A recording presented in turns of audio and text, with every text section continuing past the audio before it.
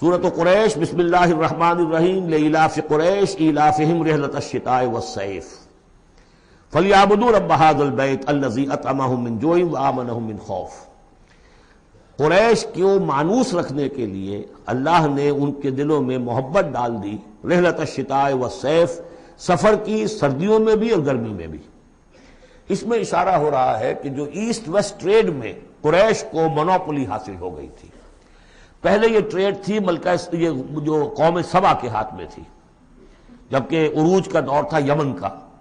تو ہوتا یہ تھا کہ ہندوستان سے اور جاوا اور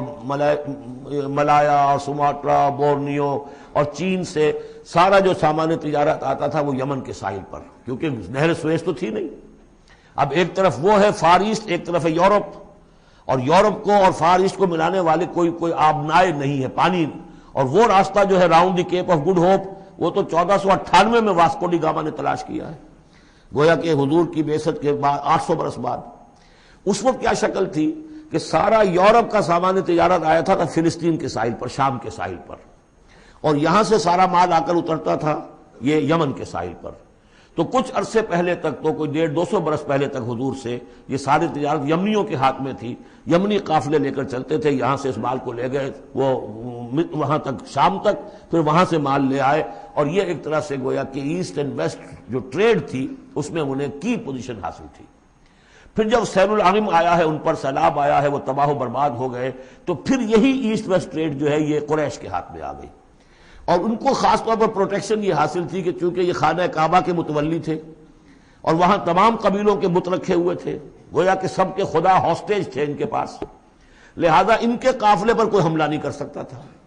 کسی اور کا قافلہ بچ کے جا نہیں سکتا۔ اس قافلے کو لوٹتے تھے بدو، اور اس کو جو ہے کوئی حفاظت نہیں ہوتی تھی، لیکن قریش کا قافلہ بدو دور رہتے تھے کہ یہ تو خانہ کعبہ کے متولی ہیں، اور اگر ہم نے ان کا قافلہ لوٹا یہ ہمارا بت اٹھا کے پھینک دیں گے باہر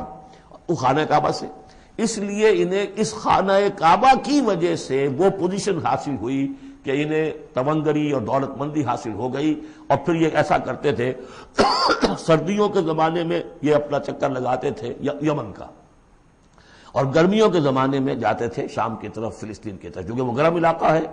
تو وہ سردیوں میں، اور یہ چونکہ جو زیادہ ٹھنڈا علاقہ تھا وہ گرمیوں میں۔ لإلاف قریش، اس واسطے کے مانوس رکھا قریش کو، إلافہم رحلۃ الشتاء والصیف، ان کے دلوں میں وہ الاف سے مراد کیا ہے کہ سفر جو ہے ان کا جاڑے کا اور گرمی کا، اس سے ان کو گویا کہ مانوس کر دیا۔ فَلْيَعْبُدُوا رَبَّ هَذَا الْبَيْتِ، پس انہیں بندگی کرنی چاہیے، پرستش کرنی چاہیے اس گھر کے مالک کی، اس گھر کے رب کی۔ انہوں نے یہاں لا کے 360 بت رکھ دیے ہیں،